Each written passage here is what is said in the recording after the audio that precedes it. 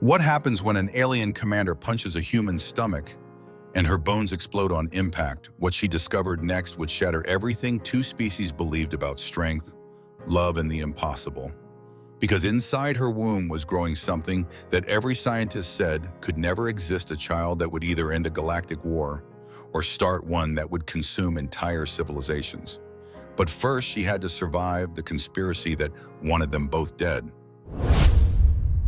The metallic clang of primitive iron weights echoed through the observation deck of Zephyrian Hub, the crown jewel of diplomatic stations floating in the void between star systems. Commander Taylor Roon of the Veilari Empire pressed her elegant palm against the reinforced glass, watching with barely concealed disgust, as the human below lifted what appeared to be actual metal bars. "Barbaric," she murmured, her crystalline voice carrying the refined disdain of a species that had mastered gravity manipulation millennia ago.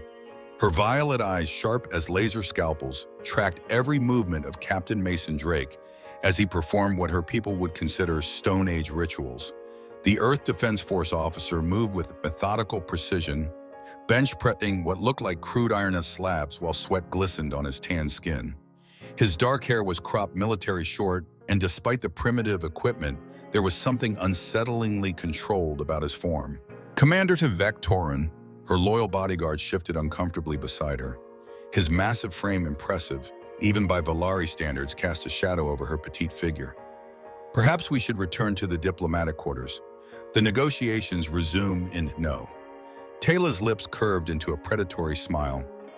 "I want to see what these legendary human muscles can actually do." She strode through the automatic doors, her ceremonial armors clicking against the deck plates. The gym fell silent, except for the hum of life support systems. Mason set down his weights with deliberate care, turning to face her with eyes the color of storm clouds. "Commander Roon," he said, his voice carrying a hint of amusement. "Enjoying the show?" "Hardly." She circled him like a hunter sizing up prey. "I'm trying to understand why Earth insists on sending this to represent your species in crucial negotiations. Tell me, Captain, do you actually believe those antiquated training methods make you strong?"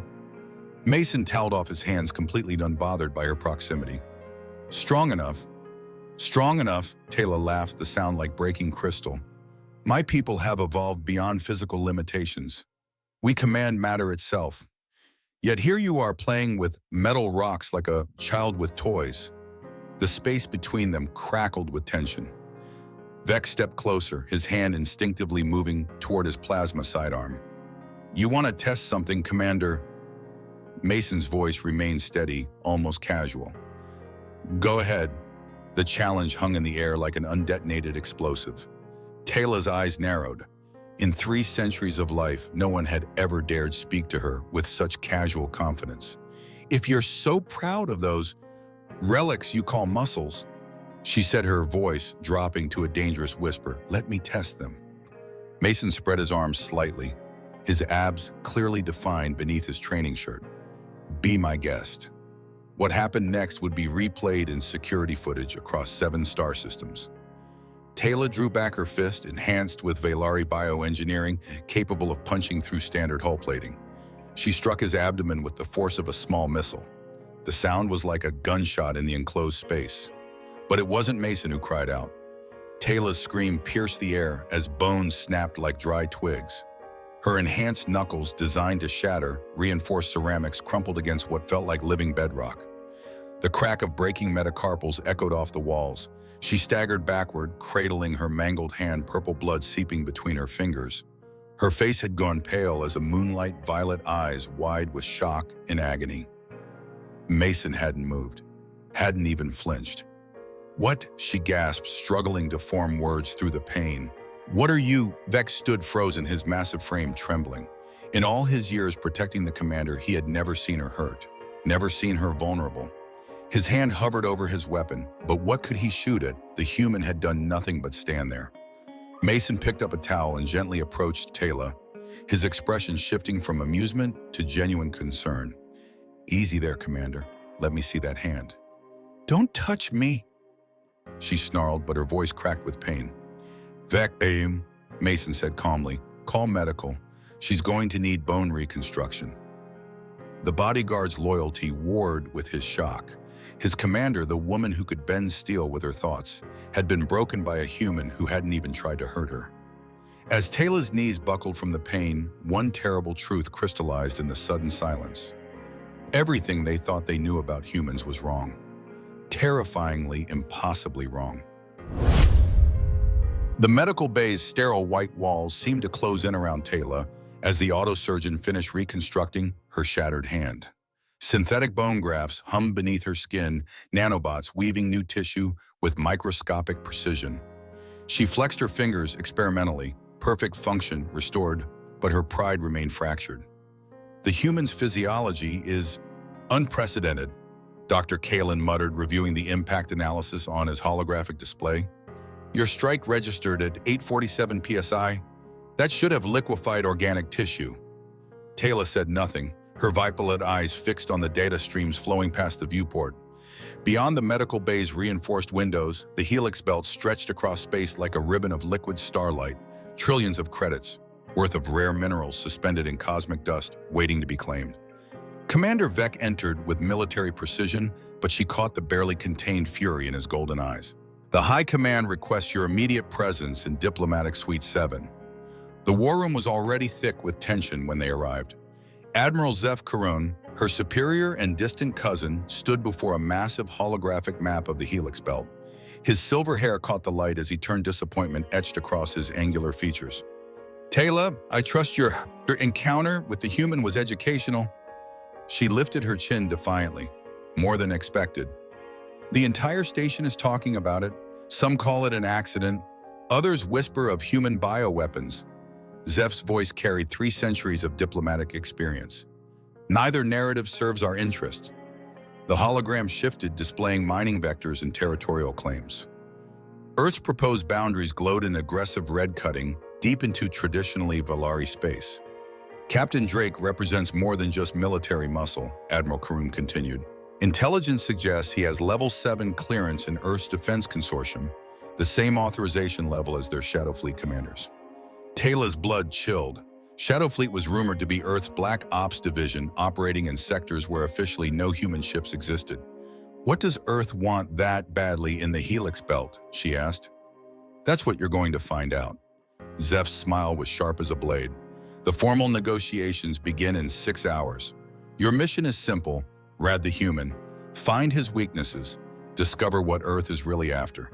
The diplomatic amphitheaters of Zephyrian Hub was a marvel of neutral architecture, crystalline walls that shifted color based on the emotional resonance of the speakers, ensuring no species held visual advantage. As Taylor entered, the walls pulsed with subtle tension. Mason Drake stood at Earth's delegation table, no longer in gym clothes, but wearing a midnight blue military dress uniform that transformed him from barbaric weightlifter to something far more dangerous. The fabric seemed to absorb light, making him appear like a shadow carved from space itself.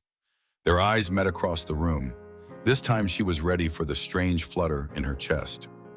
Mining rights in the helix belt, announced Mediator Thane, a neutral Zentarian, whose translucent skin revealed the slow pulse of his triple hearts, represent one of the largest resource negotiations in Quadrant 7's history. The stakes, as we all know, extend far beyond simple extraction rights. Taylor activated her personal scanner, attempting to read Mason's biometrics from across the room. Heart rate steady, stress indicators minimal, micro-expressions controlled to the point of being inhuman. He was either the most disciplined soldier she'd ever encountered or something else entirely. The Valari Empire, she began, her voice carrying across the amphitheater with practiced authority, has maintained mining operations in adjacent sectors for over 2 millennia. Our claim is based on historical precedents and superior technological capability. Mason stepped forward. Respectfully, Commander, historical precedents doesn't account for the illegal weapons shipments your people have been running through those same sectors. The amphitheater fell silent. Even the walls stopped shifting color. Taylor's scanner spiked. Mason's heart rate had actually decreased when making the accusation. No stress, no deception markers. He was telling the truth, or believed he was. That's a serious allegation, Captain, she said carefully. It's a serious situation. Mason activated his own holographic display showing intercepted shipping manifests. Plasma accelerators, quantum disruptors, neural disintegration arrays all routing through helix stations with Valari authorization codes. Vex shifted behind her, his massive frame tense. She could feel his protective instincts flaring. But underneath that was something else, a growing awareness that this human was more dangerous than any of them had realized. These could be fabricated, Admiral Karun interjected, but his voice lacked conviction. They could be, Mason agreed, which is why I'm proposing something unprecedented. He walked closer to Taylor's position, close enough that she could smell the faint scent of metal and something uniquely human, warm, organic, alive in a way that Valari genetics had long since engineered away. Joint investigation. Your people and mine working together to trace these weapons. If we find evidence of Valari involvement, you withdraw your mining claims. If we don't, Earth withdraws theirs. Taylor finished, her mind racing. The proposal was either brilliant or insane. You're suggesting we trust each other. I'm suggesting we try something new. Mason's storm gray eyes held hers. Unless the Valari Empire is afraid of what we might discover. The challenge was delivered with the same casual confidence he'd shown in the gym.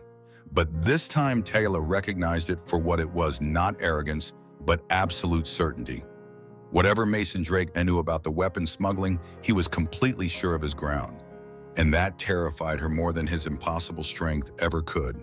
He's playing you. Vex's voice was low and urgent as they walked through the habitat rings after the session. The artificial gravity and atmospheric processors created a perfect simulation of a Valari garden world, complete with bioluminescent flowers that pulsed in rhythm with their footsteps. Or he's telling the truth, Taylor replied, her reconstructed hand unconsciously flexing. You're thinking like a diplomat, not a warrior. Vex caught her arm gently, his golden eyes intense. This human, there's something wrong with him. His biology, his behavior, his clearance level, Taylor added thoughtfully. Level 7 means he has access to intelligence that could destabilize governments. They found themselves in an observation alcove overlooking the station's central plaza. Below, delegates from a dozen species mingled in carefully choreographed neutrality, but Taylor's attention was fixed on a solitary figure seated at a cafe on the lower level. Mason Drake, out of uniform, now wore simple civilian clothes and was reading something on a datapad. But even relaxed, there was something predatory about his stillness, like a weapon waiting to be deployed. I need to know what he knows, she said quietly. Taylor, Vex's voice carried a warning she'd never heard before. Some secrets are meant to stay buried. But she was already walking toward the transit lift, her violet eyes fixed on the human who had shattered her hand with his body and her assumptions with his accusations.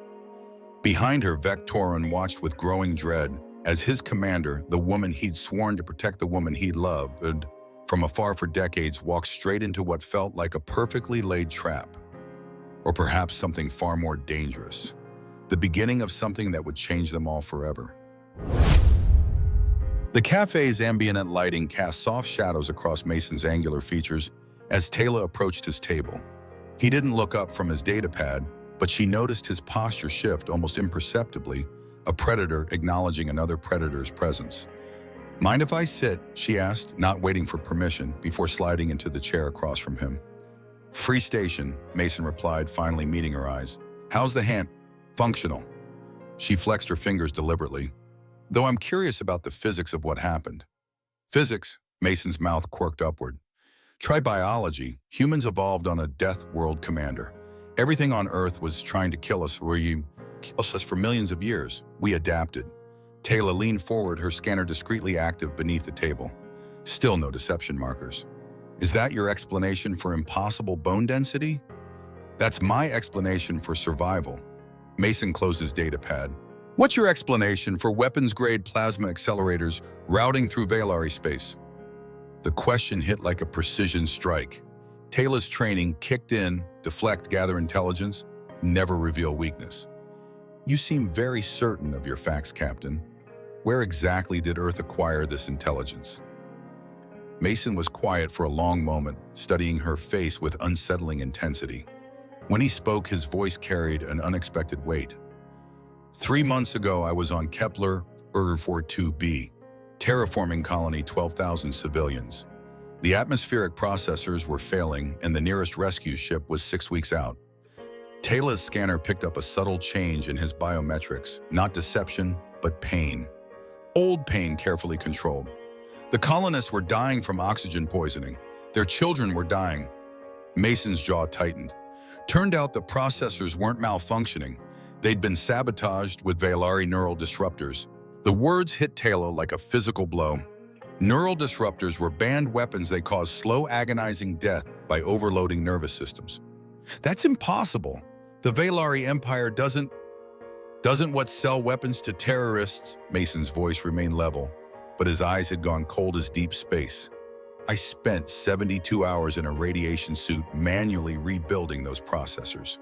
I watched kids die in their parents' arms because someone thought profit was worth more than innocent lives. Taylor's scanner was screaming warnings now, not about deception, but about the barely contained fury radiating from the human across from her. This wasn't diplomatic posturing. This was personal. The serial numbers traced back to a Valari manufacturing facility, Mason continued. The shipping manifest showed authorized transport through your military channels. Your people didn't just supply the weapons, Commander. They provided the technical specifications to maximize civilian casualties. For the first time in her life, Taylor felt genuinely ashamed of her species. I didn't know. No, Mason said, his voice softening slightly. I don't think you did, which is why I'm hoping you'll help me find out who did. Before Taylor could respond, the station's lighting shifted to emergency amber. A low alarm began pulsing through the air, not the sharp blast of immediate danger, but the steady warning of incoming threats.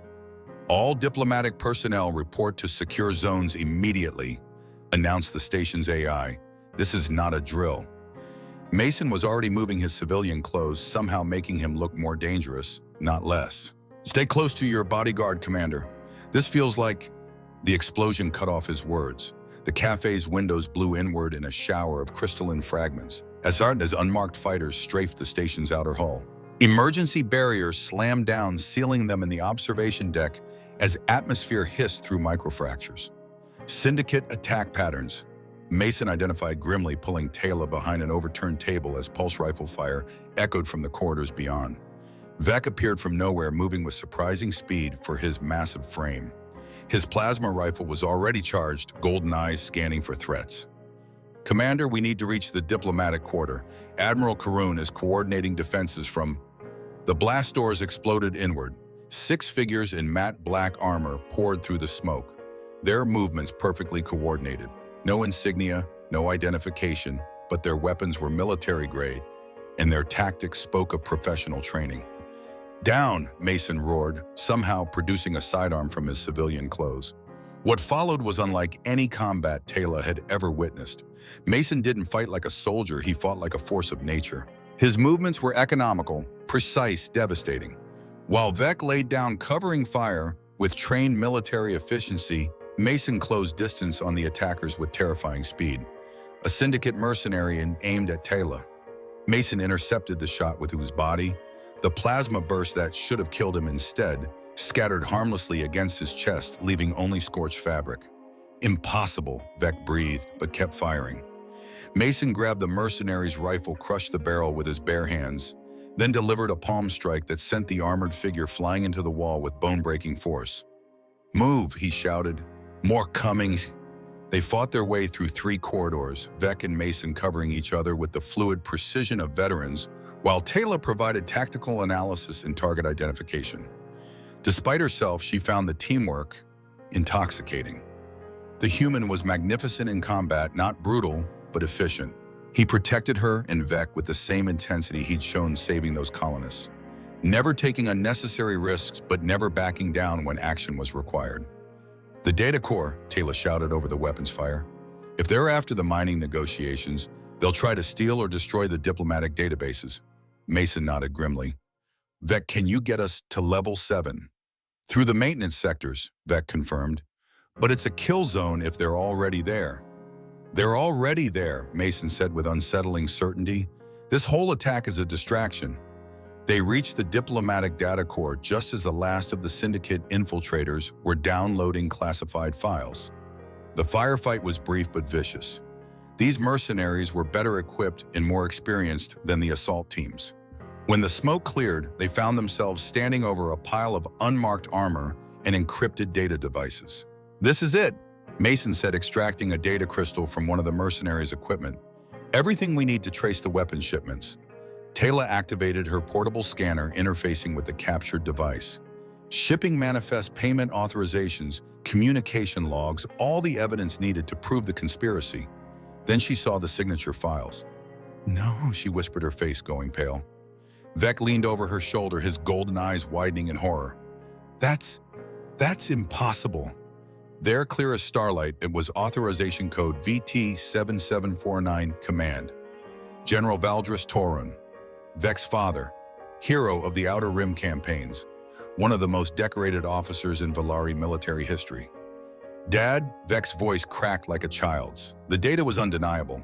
General Torun hadn't just authorized weapon sales to the Syndicate, he'd provided detailed intelligence on colonial defenses, shipping routes, even the locations of refugee camps. "How many?" Vec asked quietly. Tila's scanner tallied the casualty reports linked to Torun's intelligence. Her voice was barely a whisper. 17 colonies, over 40,000 civilians. Vec staggered as if he'd been shot. His massive frame seemed to collapse inward, the foundation of his entire world crumbling. Mason stepped forward, his earlier fury replaced by something like compassion. "I'm sorry. I know what it's like to discover someone you trusted. He raised me," Vec said brokenly. "He taught me honor, duty, the protection of innocence." His golden eyes were bright with unshed tears. "He made me swear an oath to defend the Valari people. And all this time..." Taylor reached for him, but Vec pulled away. The pain in his eyes was too raw, too immediate. "This doesn't just implicate General Torun," Mason said, gently studying the data. "Look at the Earth Defense Force codes. More names, more betrayals. Admiral Crane, Mason's own superior. Commander Lynch from the Outer Territories. Even civilians, corporate executives, colonial administrators, intelligence operatives. The conspiracy wasn't Valari or human. It was something else entirely. They're playing both sides," Taylor realized, starting a war to maximize weapon sales. "And using the mining negotiations as cover," Mason added grimly.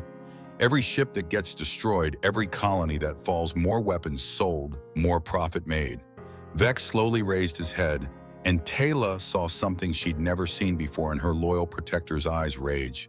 Not the hot fury of battle, but the cold, calculating anger of a man whose entire world had been built on lies. "What do we do?" he asked quietly. Mason looked between them, the alien commander whose hand he'd shattered the bodyguard, whose father had betrayed everything they believed in. "We stop them," he said simply. "All of them." Outside the station, the Syndicate ships were already withdrawing, their mission accomplished. But they'd left behind something more valuable than stolen data. They'd left behind 3 people who now knew the truth, and who were angry enough to do something about it. The maintenance corridors of Zephyrian Hub were never meant for long-term habitation. Cramped, poorly lit, and filled with the constant hum of life support systems, they formed a maze beneath the station's polished diplomatic levels. For 3 hours, Taylor, Mason, and Vec had navigated through service tunnels, avoiding security sweeps and Syndicate cleanup crews. Now they were trapped. Motion sensors show at least 12 hostiles sweeping this sector. Taylor whispered, her scanner painting threat indicators across the narrow corridor. "They're being methodical." Mason checked his appropriated plasma rifle stolen from one of the mercenaries and found it nearly depleted. "How long before they reach this level?" 20 minutes, maybe less," Vec replied, his voice hollow. Since discovering his father's betrayal, the massive Valari had moved like a man in a trance, following orders but offering little input. There, Mason pointed to a maintenance hatch barely large enough for one person. "Emergency supply closet. We can lay low until they pass." The space was impossibly small, designed to house repair equipment, not 3 adult beings. As they squeezed inside, Taylor found herself pressed against Mason's chest, while Vec's bulk filled the remaining space behind her. Heat. The recycled air was stifling, thick with the scent of metal ozone. And something distinctly human that made Taylor's enhanced senses hyper-aware of Mason's proximity. Pressure. The walls seemed to close in as they waited, listening to the methodical search pattern of their hunters. Every breath was shared, every heartbeat audible in the cramped darkness. Adrenaline. Combat stims were still flooding Taylor's system from the firefight, making every nerve ending hypersensitive. She could feel Mason's pulse through his shirt, steady and strong, despite their circumstances. "They're getting closer," she breathed, her lips accidentally brushing his ear. Mason's sharp intake of breath sent an unexpected jolt through her nervous system. In the darkness, she couldn't see his face, but she could feel the tension in his frame, not fear, but something else entirely. "Taylor," he whispered her name, barely audible. She turned her head toward his voice, and suddenly they were sharing the same breath, the same impossible space. The logical part of her mind cataloged all the reasons this was wrong. He was human. He was the enemy. They were hiding for their lives. But logic had never accounted for the way her enhanced biology responded to his presence, or the strange safety she felt pressed against someone who should have been a threat. "This is insane," she whispered. "Completely." Mason agreed, his voice rough. The footsteps outside grew louder.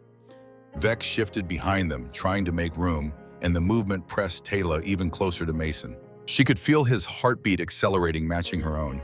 "If we don't make it out of this," she began. "We will," Mason said with absolute certainty. "But if we don't," his lips found hers in the darkness. The kiss was nothing like the diplomatic exchanges she'd known, calculated gestures designed to advance political goals. This was raw, desperate, real, in a way that 3 centuries of Valari emotional conditioning hadn't prepared her for. When they broke apart, she was trembling. "The patrol's moving away," Vex's voice cut through the moment, carefully neutral. "We should wait another 10 minutes to be sure." 10 more minutes in this impossible closeness. 10 more minutes of Mason's hands gently steadying her in the cramped space of his quiet breathing, mixing with hers of every barrier she'd spent her life building, slowly crumbling. "Tell me about the colony," she whispered. "The children you saved." Mason was quiet for so long she thought he wouldn't answer. When he spoke, his voice carried old pain. Lila Morrison, 8 years old, she was the first to show symptoms neural pathway degradation from the sabotaged processors. Her parents brought her to the medical bay, and she kept asking when the air would stop hurting. Taylor's chest tightened. Did she?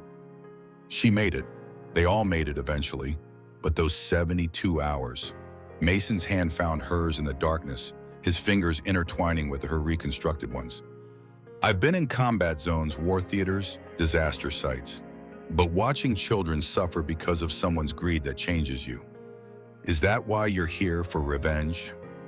"For justice," Mason corrected. "There's a difference." The distinction mattered to her more than it should have. In Valari culture, revenge was considered a valid diplomatic tool.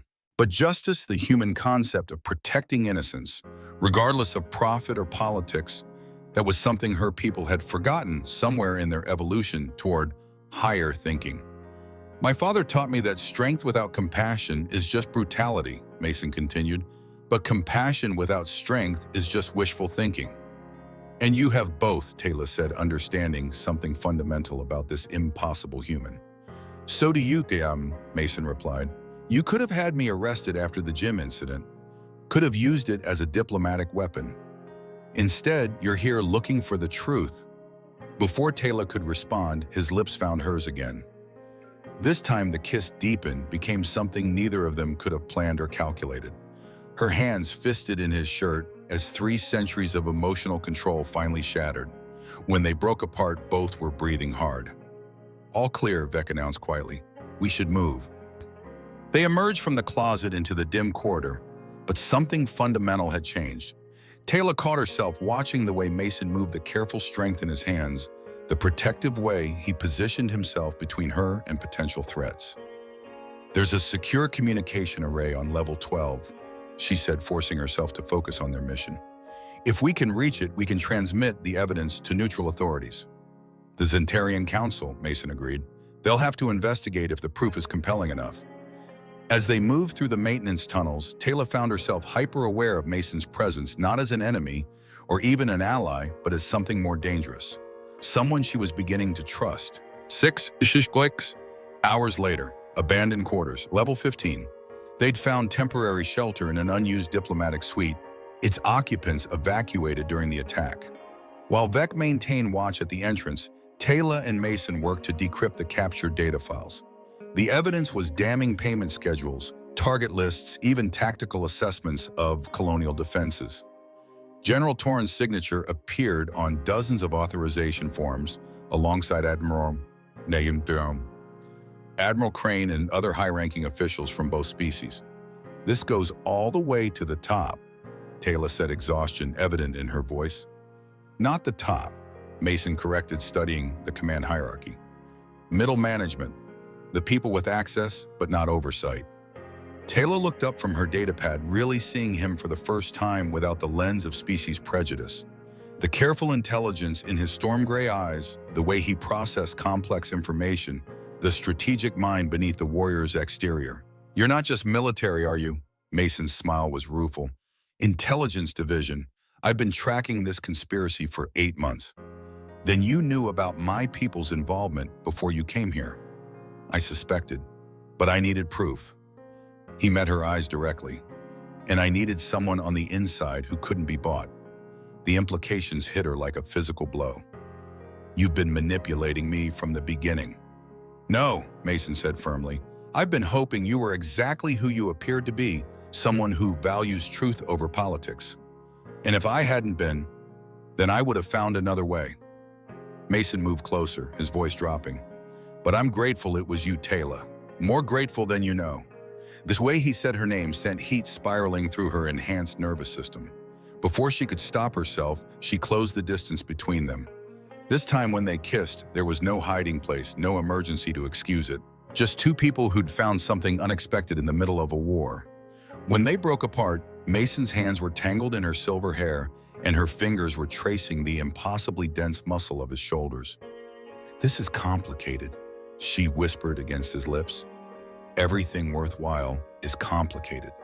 They might have said more, but the moment was interrupted by the sound of weapons charging. Mason spun toward the noise, his body instinctively shielding Taylor, but froze when he saw Vec standing in the doorway with his plasma rifle aimed directly at Mason's head.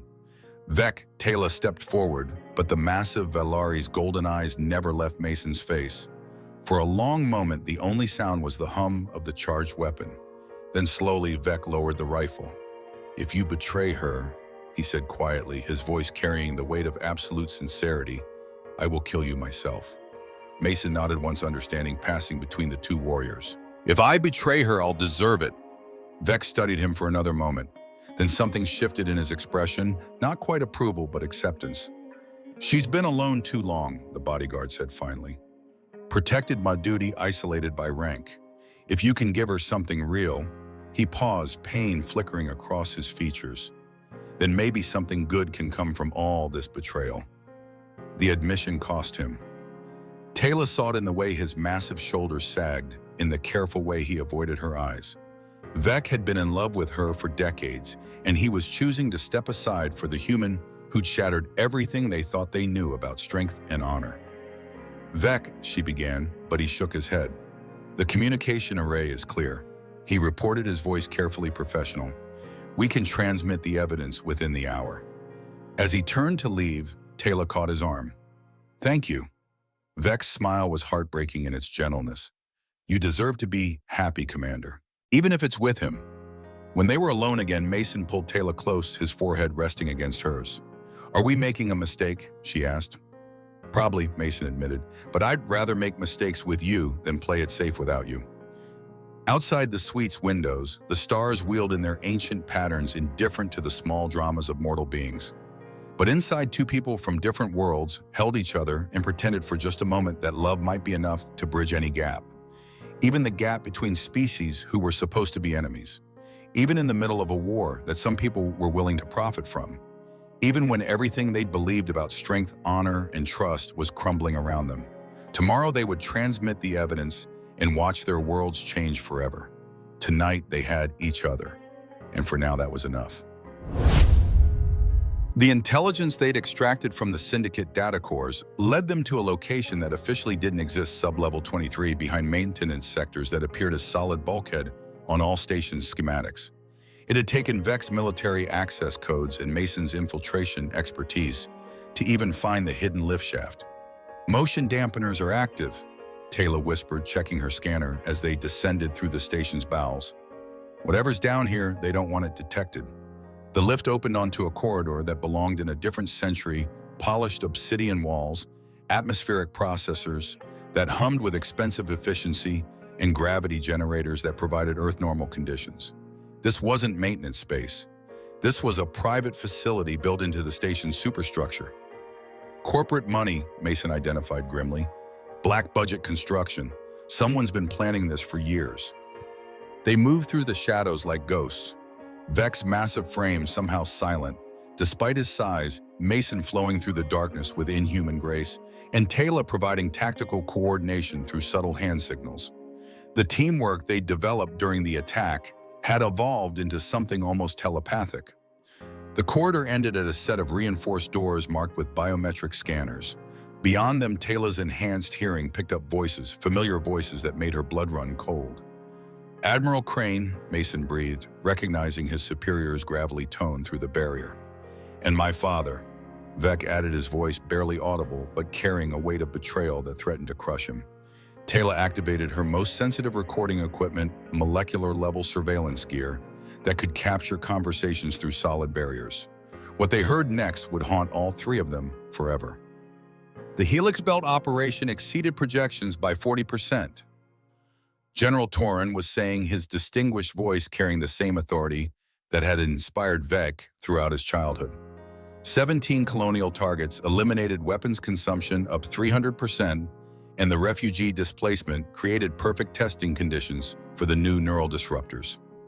Your people's efficiency is impressive, Admiral Crane replied.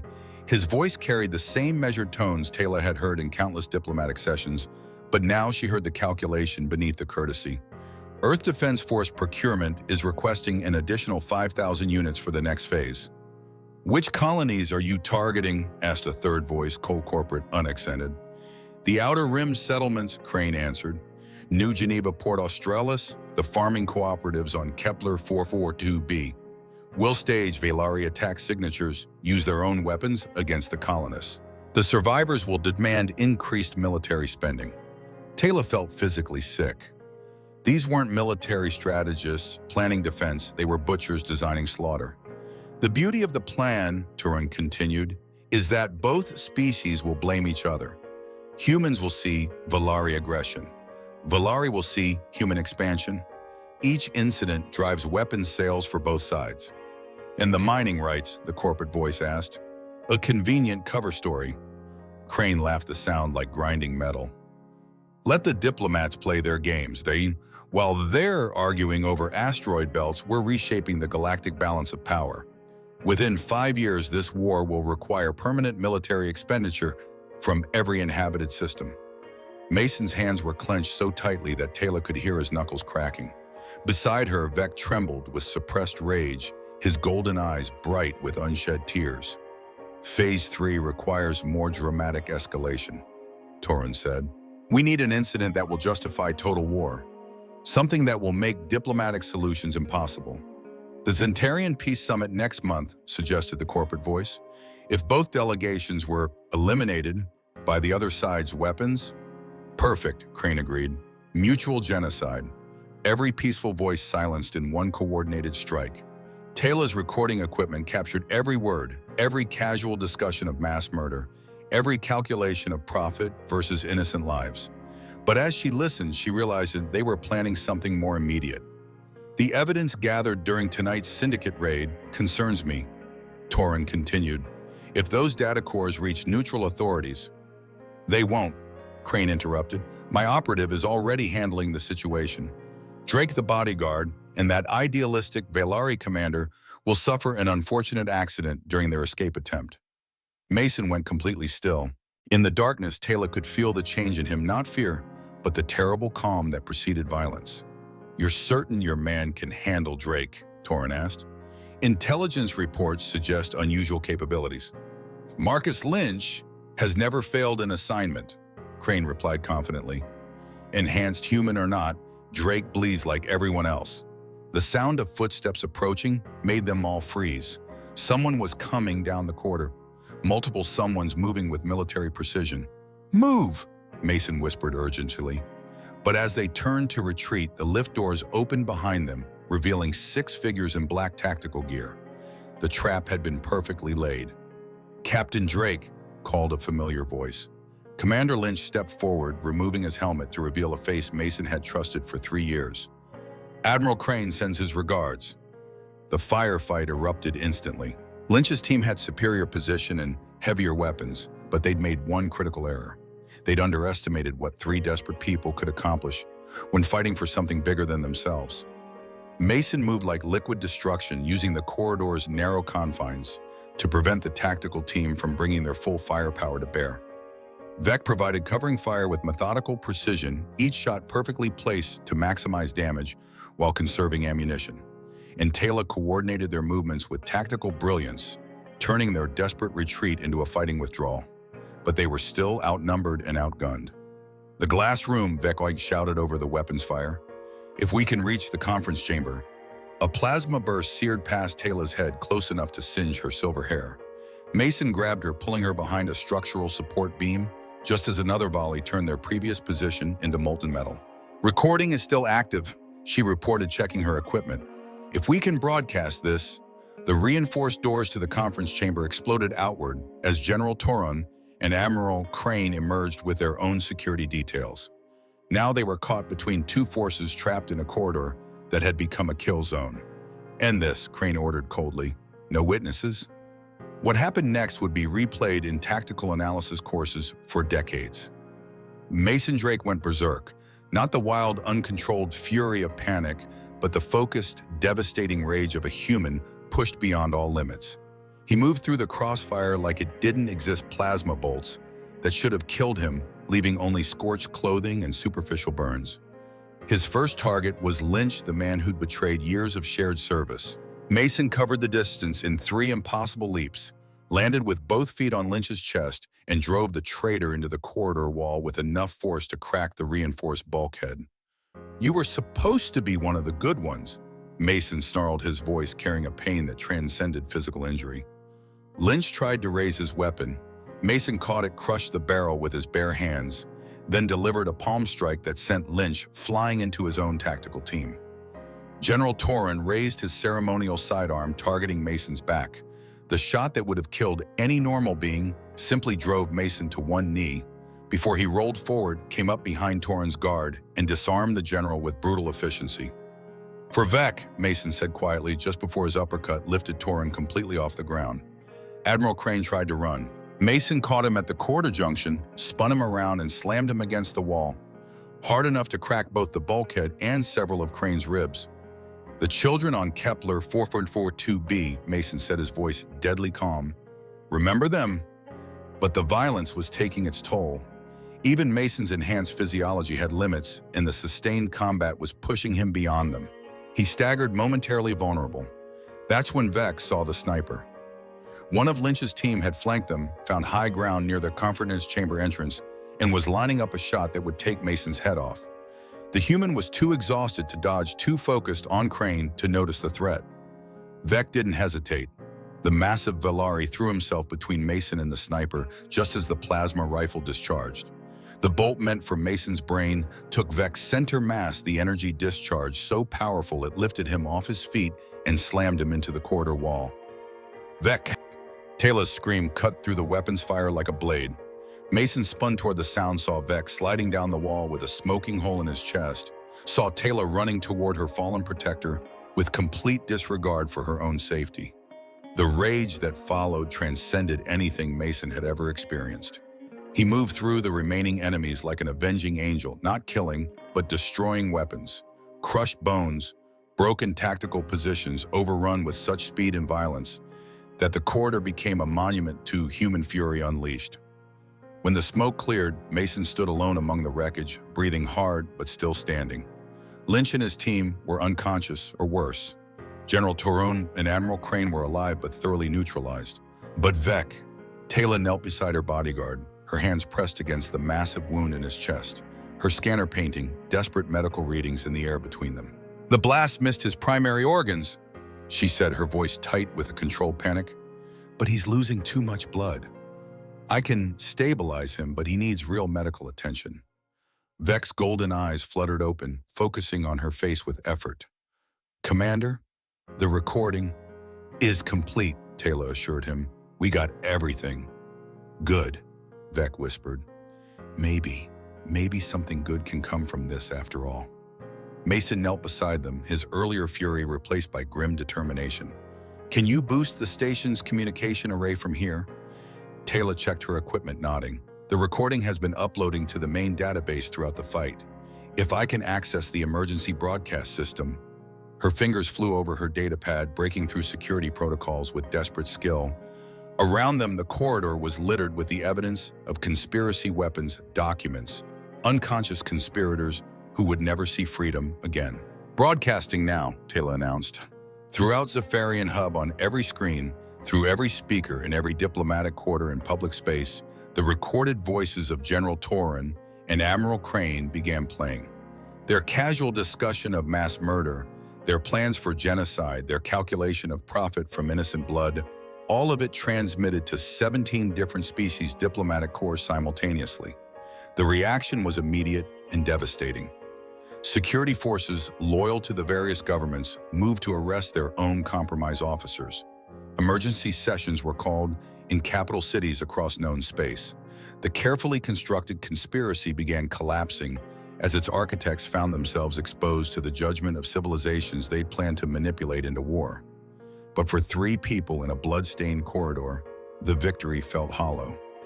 Vec was dying, and all the justice in the galaxy couldn't change that. "Medical team to sub-level 23, Taylor broadcast on emergency frequencies. Priority Alpha medical emergency." As they waited for help to arrive, Mason took Vec's massive hand in both of his own. "You saved my life," he said simply. Vec managed a weak smile.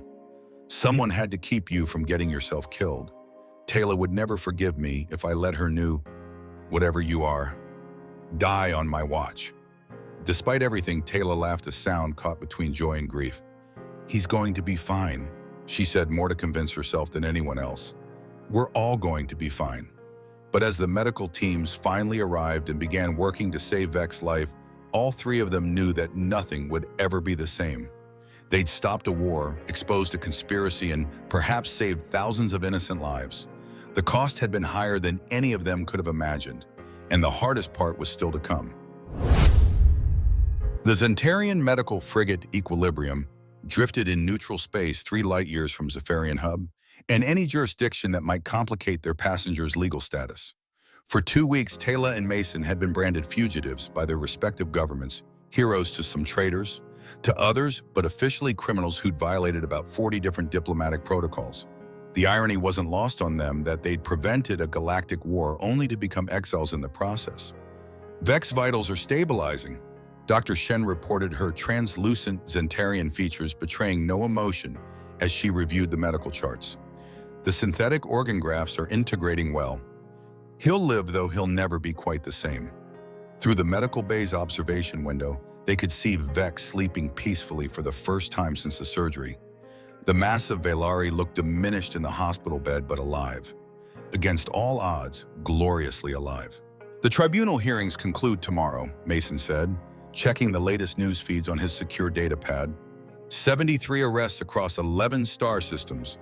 General Turan, Admiral Crane, the corporate executives, they're all facing charges that carry life sentences. Taylor nodded, but her attention seemed elsewhere. For the past 3 days, she'd been increasingly distracted, spending long hours in private consultation with Dr. Shen and submitting to medical scans that she claimed were routine. "The Velari High Command has offered us sanctuary," she said absently, "provisional pardons in exchange for our testimony at the war crimes trials. And Earth, similar offer, though both governments are being cautious about appearing too eager to rehabilitate us." Mason set down his datapad, studying her carefully. 3 weeks of shared exile had taught him to read her moods with uncanny accuracy. Something was wrong. "Taylor, what is it?" She was quiet for a long moment, her violet eyes fixed on the stars beyond the medical bay windows. When she spoke, her voice was carefully controlled. "Dr. Shen completed my final medical evaluation this morning." A chill ran down Mason's spine. "And the radiation exposure from the plasma weapons, the stress of combat, the metabolic changes from..." She gestured vaguely between them. Our activities. I needed to ensure there were no lasting effects. Mason's enhanced hearing picked up the subtle change in her heartbeat, not fear but something else, something that made his own pulse quicken. Taylor. She turned to face him, and for the first time since he'd known her, Commander Taylor Roon looked genuinely uncertain. I'm pregnant. The words hit Mason like a physical blow. He stared at her, his mind racing through the implications. That's... he began, then stopped. That's impossible. That's what Dr. Shen said, Taylor replied with a ghost of her old smile. Valari and human biology are completely incompatible. Different chromosomal structures, different reproductive systems, different at everything, young.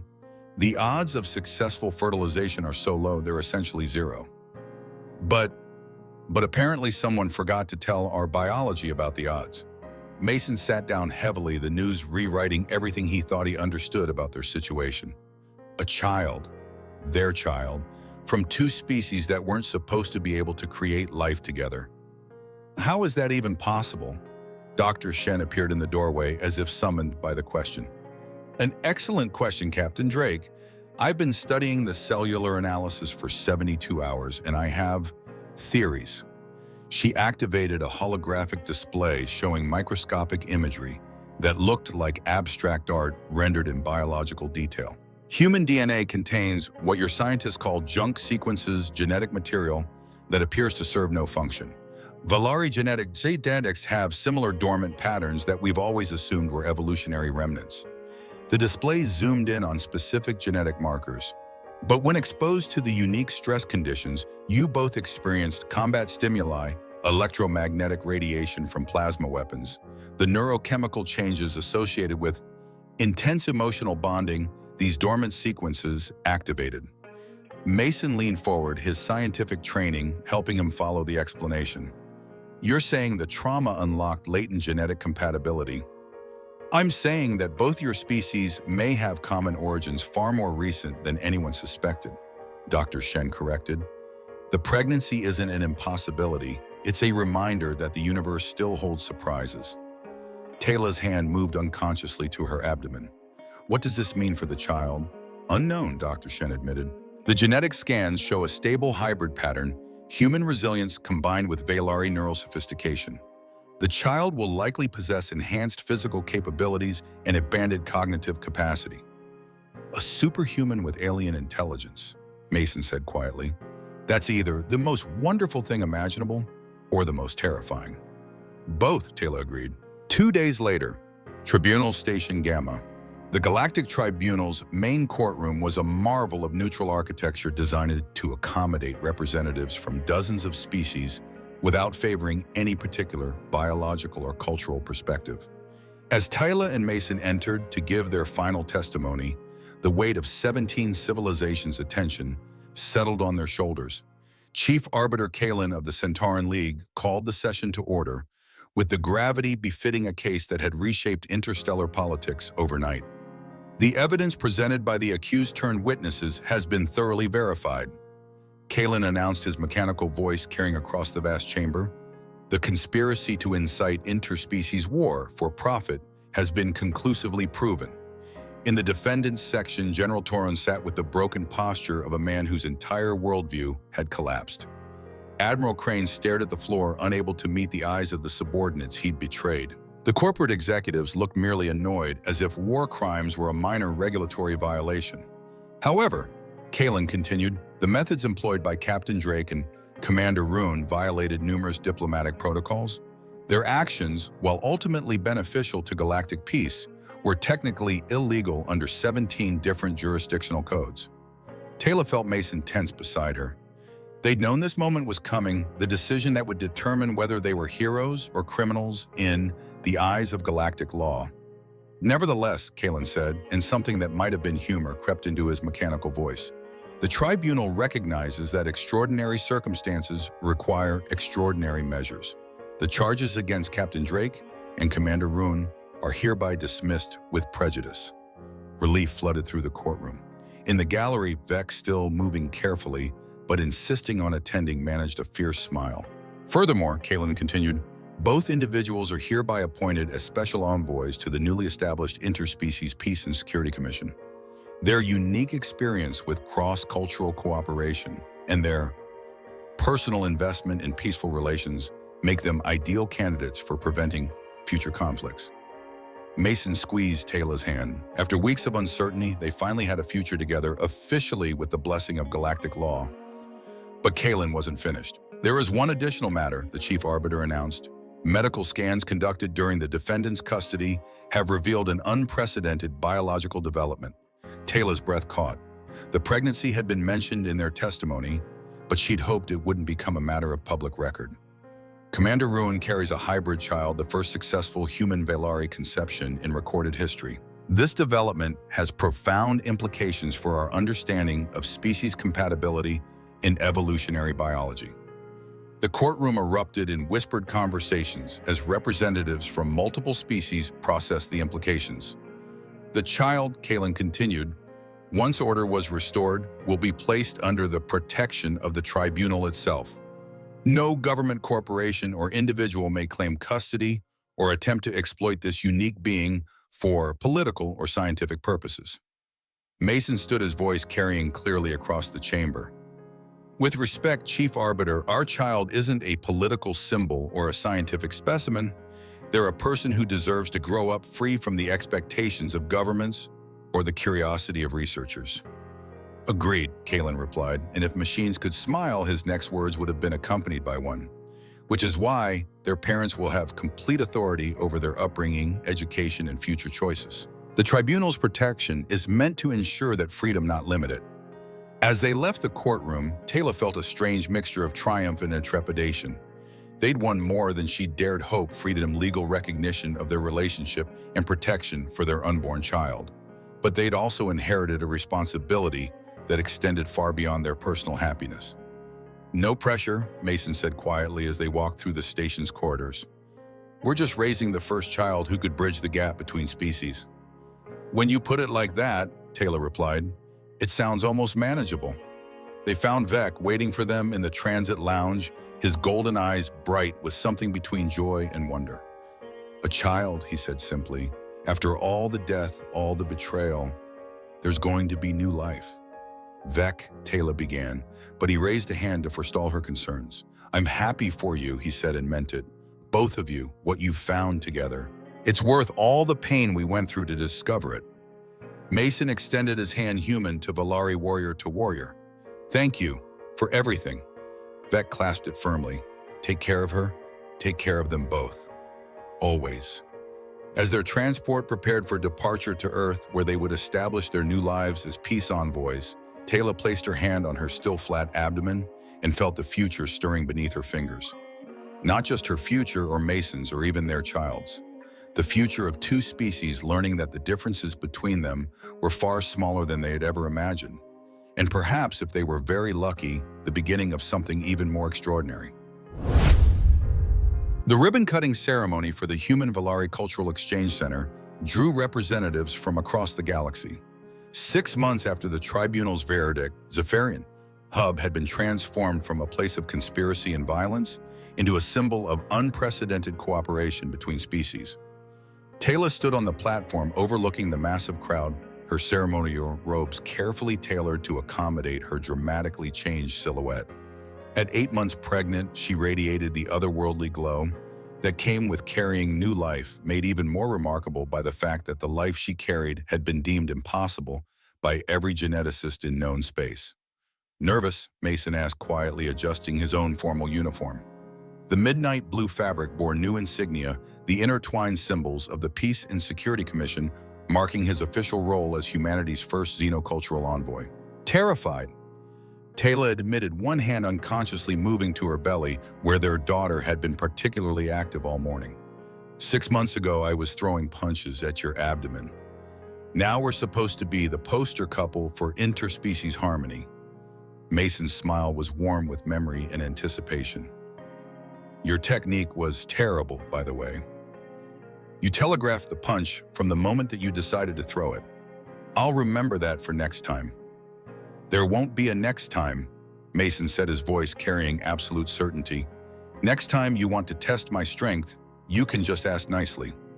Before Taylor could respond, Chief Arbiter Kalen approached with the measured steps of someone whose mechanical joints had been precisely calibrated for diplomatic ceremonies. "Commander Rune, Captain Drake," he said, his artificial voice somehow conveying warmth despite its synthetic origin. "The dedication is ready to begin. Are you prepared to address the assembly?" Taylor nodded, though privately she wondered if anyone could ever be truly prepared to speak for the future of galactic peace. The crowd below contained ambassadors from the Centauran League, trade representatives from the Outer Rim territories, military attachés from 3 different species defense forces, and journalists whose broadcast would carry this moment to the billions of sentient beings across known space. "Ladies, gentlemen, and honored delegates of all species," Kalen announced, his voice amplified across the vast plaza, "we gather today not to commemorate an ending, but to celebrate a beginning." The crowd fell silent, thousands of beings from dozens of worlds focusing their attention on the small group standing on the ceremonial platform. 6 months ago, this station was the site of conspiracy, violence, and betrayal. Today, it becomes the foundation for a new kind of relationship between species. One built not on suspicion and competition, but on understanding and mutual respect. Tala stepped forward, her voice carrying clearly across the plaza without amplification, a skill learned from 3 centuries of commanding attention in diplomatic settings. "The path that brought us here began with violence," she said, her words carefully chosen. "A punch thrown in anger based on assumptions about weakness and strength that proved to be fundamentally wrong." Scattered laughter rippled through the crowd as the story of their first meeting had become something of a legend in diplomatic circles. But from that moment of conflict came something unexpected: the recognition that our species have far more in common than we ever dared believe. Mason moved to stand beside her, his presence a steadying force as she continued. "The conspiracy we uncovered sought to turn our similarities into weapons, to use our shared capacity for love and loyalty as tools of manipulation. They failed because they underestimated the power of truth and the courage of individuals willing to stand up for what's right, regardless of the personal cost." Vex, standing with the honor guard in his new role as director of station security, beamed with fierce pride. His recovery had been remarkable, but more than that, he'd found new purpose in protecting the place where peace was being built, rather than destroyed. "Today," Taylor continued, "we open a center dedicated to the proposition that understanding between species isn't just possible, it's essential for the survival and prosperity of all our peoples." She paused, feeling their daughter's strong kick against her ribs, and smiled at the perfect timing. "The future we're building here won't be easy. There will be setbacks, misunderstandings, and moments when the gulf between our species seems insurmountable.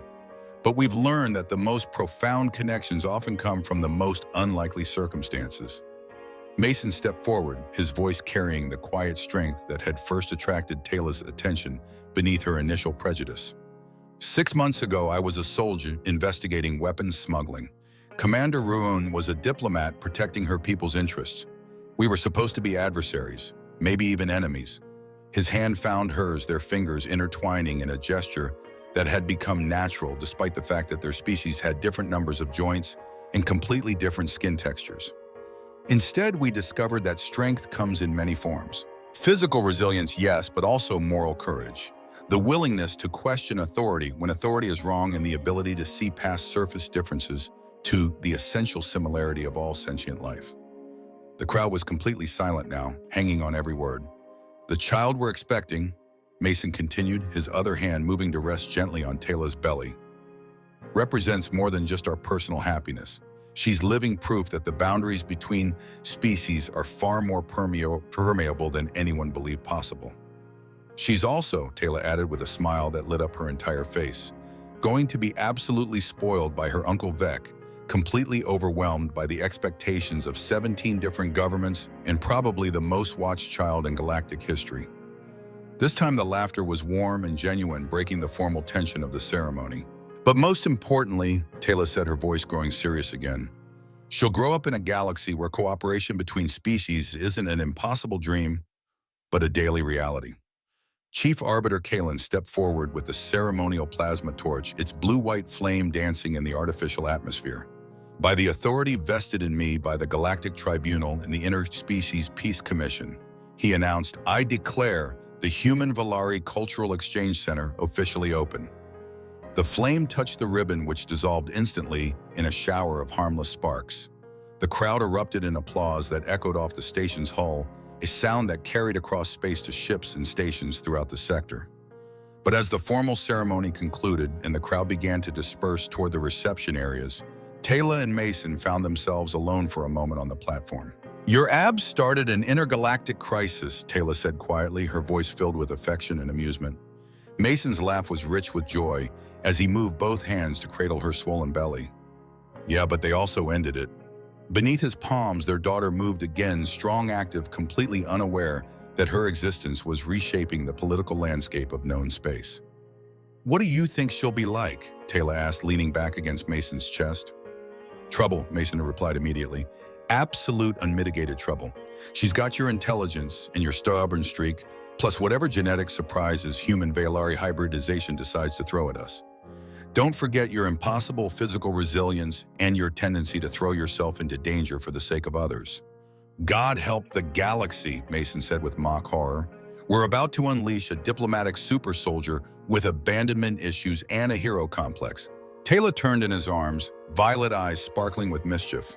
I prefer to think of her as a peace-building weapon of mass construction. Even worse. They stood together watching the sun set through the station's massive viewport, painting the helix belt in shades of gold and crimson. In a few hours, they would return to their quarters aboard the diplomatic vessel that had become their temporary home.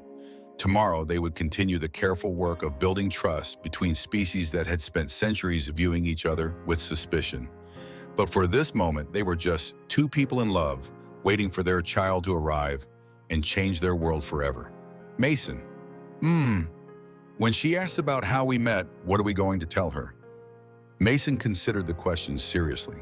The truth, that her mother was the strongest, bravest, most pig-headedly determined person I'd ever met, and that she tried to punch a hole through my stomach on our first date.